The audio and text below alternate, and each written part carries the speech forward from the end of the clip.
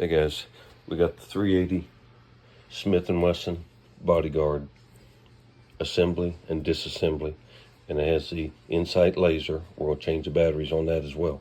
Stick with me.